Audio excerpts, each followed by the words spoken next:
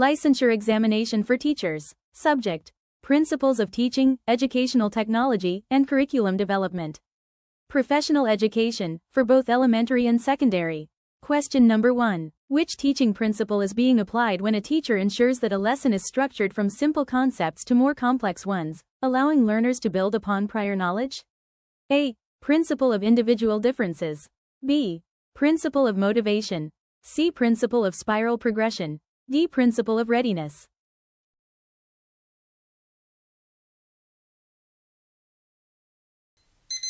Correct answer: C. Principle of spiral progression. Why the wrong answers are wrong? A. Principle of individual differences. This principle focuses on adapting teaching to the unique needs, abilities, and backgrounds of each learner. While important, it doesn't describe the linear structure of concepts. B. Principle of motivation. This principle states that learning is most effective when learners are motivated. The question isn't about learner drive, it's about content structure. D. Principle of readiness. This principle focuses on a learner's psychological and emotional state to learn. The question is about the lesson's structure, not the learner's readiness. Edge knowledge. When you see a question that describes a gradual increase in complexity from one level to the next, think of a spiral. This visual metaphor is the key to remembering and identifying the spiral progression principle. The moment you see simple to complex or building upon prior knowledge, choose this answer. Question number 2. A grade 5 teacher wants her students to discover the properties of magnets on their own. She provides them with various objects, metal, plastic, wood, and magnets, and asks them to classify the objects based on their interaction with the magnets. What teaching method is she using? A. Lecture method. B. Direct instruction. C. Discovery method. D. Inductive method.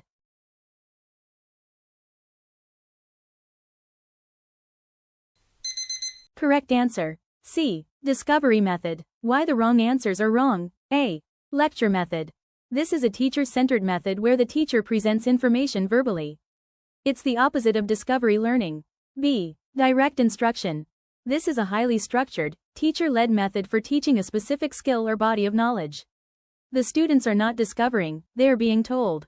D. Inductive method. While the discovery method is often an inductive process, the question asks for the specific teaching method being used, and discovery is the more precise term. Inductive reasoning is the process, while discovery is the method. Edge knowledge. The word discover is your number 1 clue. When you see a question where students are encouraged to find answers for themselves through hands-on activities, experimentation, or problem solving, choose the discovery method.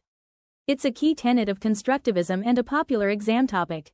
Question number 3. Teacher A is using a jigsaw puzzle to teach about the solar system, where each group is responsible for a different planet. Which teaching strategy is she primarily employing?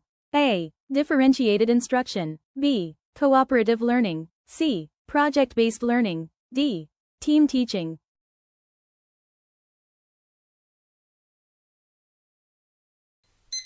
Correct answer: B. Cooperative learning. Why the wrong answers are wrong? A. Differentiated instruction. This is about tailoring instruction to meet individual student needs. While the groups might be different, the primary goal here is collaboration, not differentiation. C. Project-based learning. This involves a long-term, in-depth project that solves a real-world problem. The jigsaw puzzle is a single activity, not a long-term project. D. Team teaching. This is a method where 2 or more teachers work together to instruct a group of students. The question describes one teacher. Edge knowledge. When you see a scenario that involves students working in small groups to achieve a shared goal, the answer is almost always cooperative learning. Keywords like collaboration, shared responsibility, and group work are your immediate signals.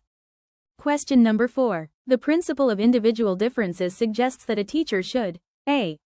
Use a single teaching method that is most effective for all learners. B. Provide different learning activities and assessments for different students.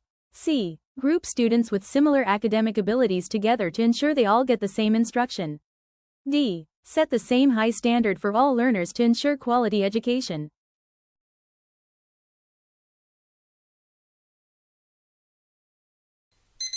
Correct answer: B. Provide different learning activities and assessments for different students. Why the wrong answers are wrong? A and C. These are in direct opposition to the principle of individual differences.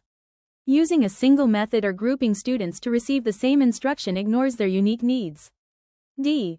While setting high standards is a good practice, it must be balanced with the understanding that not all students will meet them in the same way or at the same pace. The principle of individual differences argues for meeting students where they are, not forcing them all to conform to a single standard. Edge knowledge. Think of a fingerprint. No two are alike. The moment a question mentions individual differences, think about flexibility and adaptability. Any option that suggests a one-size-fits-all approach is immediately wrong. Question number 5. A teacher is conducting a recitation where she asks a series of simple recall questions. This is an example of which type of instruction? A. Indirect instruction. B. Direct instruction. C. Inductive method. D. Problem-based learning.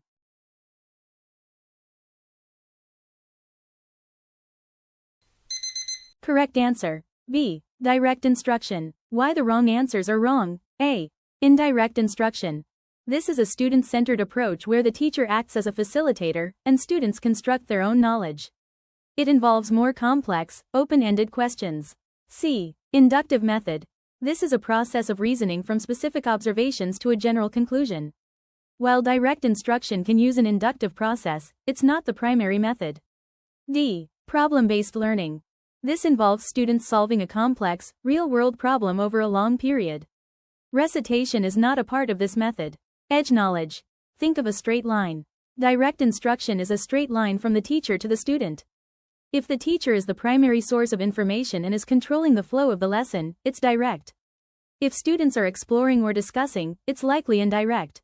Question number 6. Which teaching method would be most appropriate for a teacher who wants her students to develop the psychomotor skill of proper handwriting? A. Discussion method. B. Simulation method. C. Demonstration method. D. Inquiry-based method.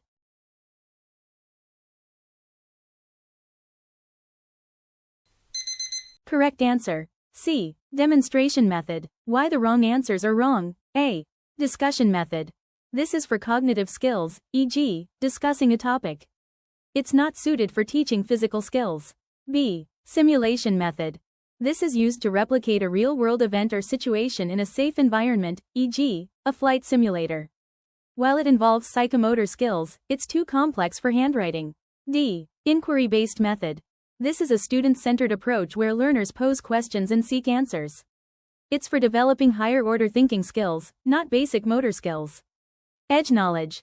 When a question mentions a psychomotor skill, anything that involves physical movement, like drawing, cooking, or handwriting. The best teaching method is usually one where the teacher shows the students how to do it. The word demonstration is your key. Question number 7. A teacher allows students to choose their own reading materials and express their understanding through different media, such as a video, a song, or a written report. This approach aligns with which principle of teaching? A. Principle of motivation. B. Principle of individualization. C. Principle of learning by doing. D. Principle of contextualization.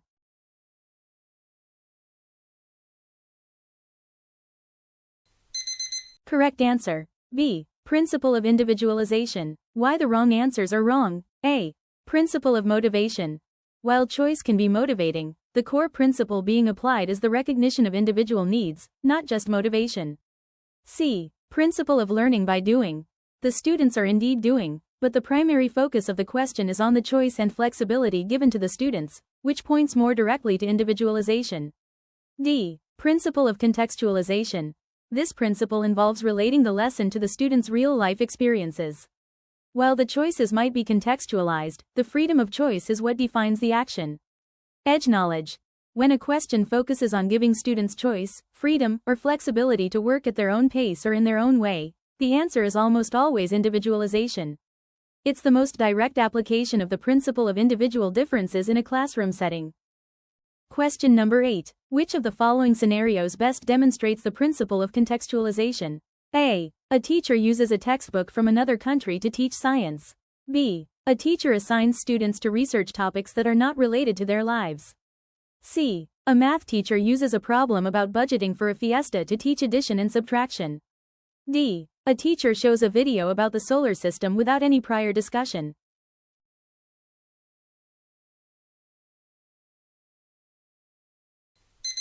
Correct answer. C. A math teacher uses a problem about budgeting for a fiesta to teach addition and subtraction. Why the wrong answers are wrong, A and B. These are the opposite of contextualization. They use irrelevant or foreign materials and topics that are not connected to the students' lives. D. This is just a passive presentation of a topic. It doesn't connect the content to the students' experiences. Edge knowledge. When you see a question that talks about making a lesson relevant or relatable, especially in the Filipino context, look for the option that uses a cultural, local, or familiar example. Keywords like real world, community, or culture are the perfect signal for contextualization. Question number 9. A teacher divides her class into small groups to discuss a controversial topic and present their group's arguments to the class. This method is primarily designed to develop which learning outcome? A. Psychomotor skills. B. Cognitive skills. C. Affective skills. D. All of the above.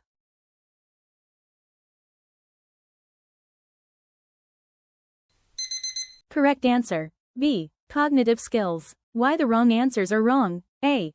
Psychomotor skills. These are physical skills. The activity does not involve physical movement. C. Affective skills. These are skills related to emotions, attitudes, and values. While the students may develop respect for different opinions, the primary goal of the activity is to develop thinking skills, not to change emotions. D. All of the above. This is incorrect because the activity does not primarily address psychomotor skills. Edge knowledge. Look at the nature of the task. If it involves thinking, analyzing, arguing, or reasoning, the main learning outcome will be cognitive. If it involves physical action, it's psychomotor. If it's about feelings or values, it's affective. This simple categorization will help you choose the correct answer every time. Question number 10. Which principle states that learning is more effective when it comes from an internal desire or interest to learn, rather than from external pressure or rewards? A. Principle of readiness. B. Principle of reinforcement. C. Principle of motivation. D. Principle of transfer of learning.